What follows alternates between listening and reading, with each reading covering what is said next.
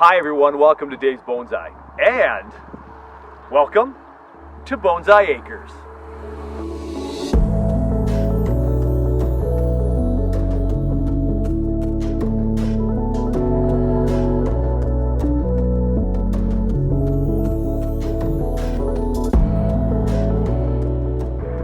We're finally here, everybody. It's time to reveal what I've been working on for the last couple of years. So I got Toby on the camera. Toby's got his gloves on, and we're going to get dirty in a little bit for the third year planting of some pine trees.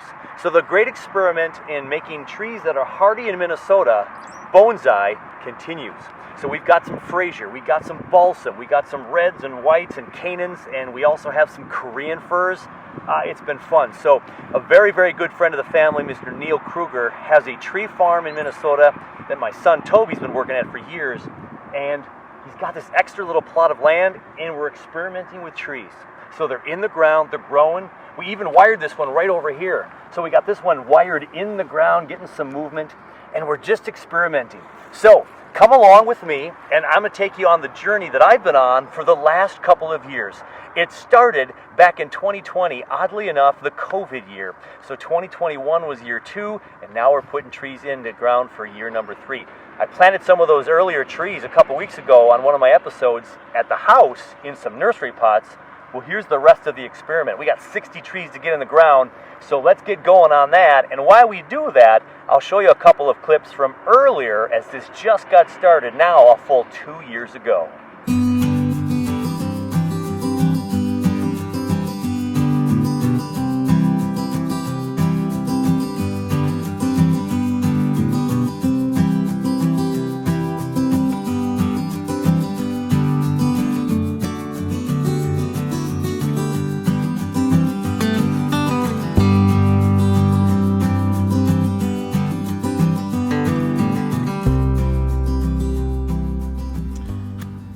This is super exciting. I got the gear, we finally got the weather. April 18th, 2020. We've got an empty field here to plant some trees.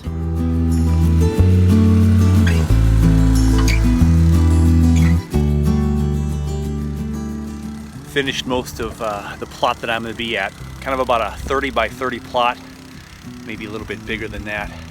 Never worked a tiller before. I learned a few things.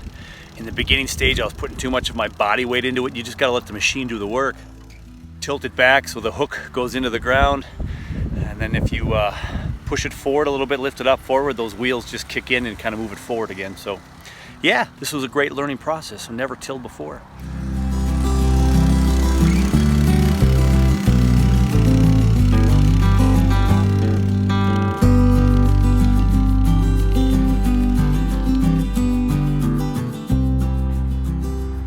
There are our rows. And we got 1, 2, 3, 4, 5, 6. One major till so I can see my rows. We have 6 rows to plant 10 trees. Wait, that's 60. Woo, I got an extra row. So I'll pick the best 5 rows and we'll go ahead and plant them. Now, Neil Kruger, who helped me secure this land, giving me some pointers, the tree farm master, he liked this spot because of these trees right here, in that the Frasers like a little more shade than the other trees. So I will put the Fraser 10 right there, and then I'm going to put the balsam right there and then go out from there. We've got 10 of each of those, so we'll get those started first. Fraser number 1. I've got 45 trees, 44 to go. Fraser number 1. Giving the roots a little squirt of water as I put them in, each one just a little bit, and I'll bring some more water in later just because I want to make sure these things have moisture, a lot of sun and heat in the next week, so I want to make sure that these things start off on the right foot. Got all my trees to go. Time to keep working.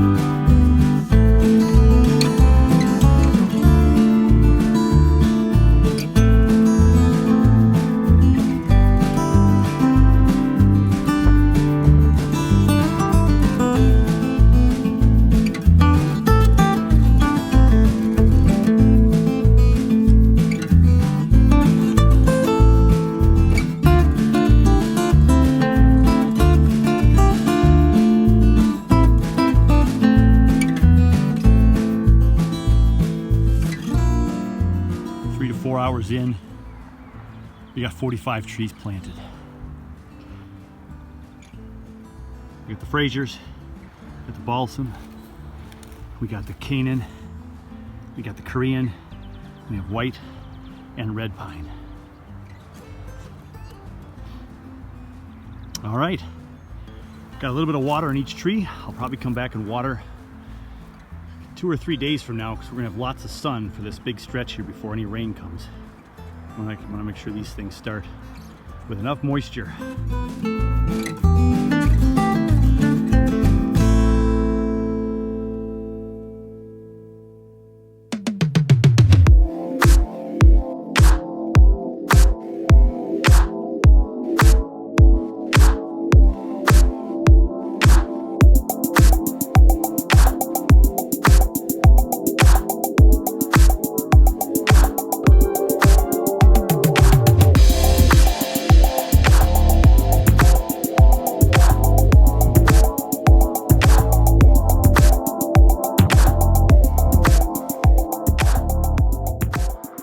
So while I was grabbing some mulch, Toby got all the holes dug already, and we're gonna put some trees in and get this going. So now it's late spring. We got the 6th of May.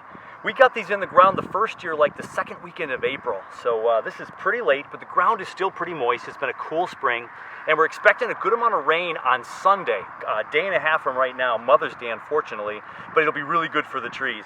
So what we do is we have the trees into some water right now, and we have some gelling agent that helps cling to some of the roots and keep some of the moisture a little bit longer. Now, of course, in the tree farm, they're planting hundreds of trees probably per hour with their tractor, and we just did this by hand, and we're doing it the old-fashioned way. You know, they come kind of in a plug form, which is a little bit counter bonsai-esque. Right, these are all real smashed together from being grown in kind of a plug situation in a small nursery container, and so they get this kind of shape. But we're going to get them in the ground and hope these other roots start to really take off, and then we take it out. We'll go ahead and cut this off and start the process of making this into a bonsai tree. So let's go ahead and get this in the ground. We'll put some dirt in there and get some mulch around it. So here we go.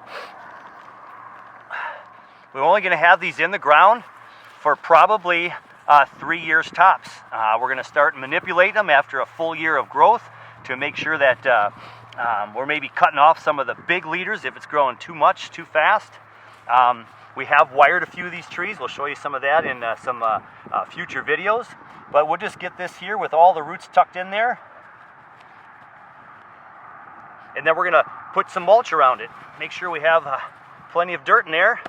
Get some mulch on there to keep it moist, and then we'll make sure that we can weed throughout the year and cut the grass around this pine tree.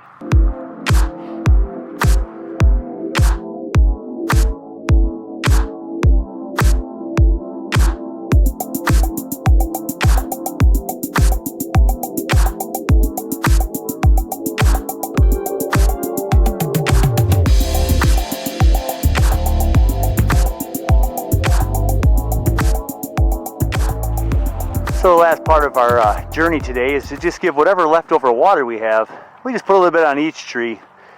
Get that mulch a little bit wet. We mulched everywhere. Just a couple drops of water, and then Sunday with the rain, we should be in good shape. We just did that in about an hour. It was about 6 o'clock sharp. I showed up with Toby over at Neil's place. We got the auger from him. Got a cool tree from him today too. One of my favorite stories about Neil is he'll text me every now and again and say, "Hey Dave, this tree's got some movement. Are you interested?" It's in the van. I love it. Thank you, Neil. So we dug our holes. We got the trees into the ground. They have that gel on there that helps keep some of the moisture on those roots for a little while and just attach right to the roots.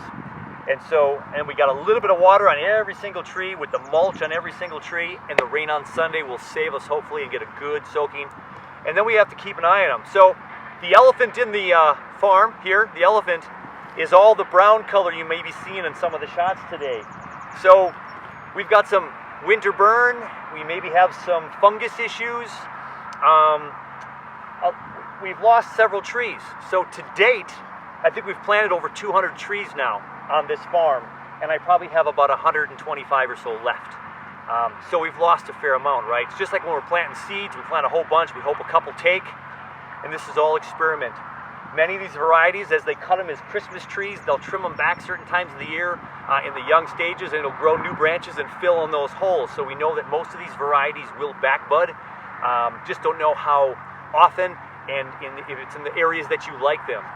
And what's cool is as I look out over the trees from last fall, I wired some of these, and so they already have some man-made movement, and hopefully those will survive this year, and we'll do some digging up later on next year, perhaps our first set of trees to dig up.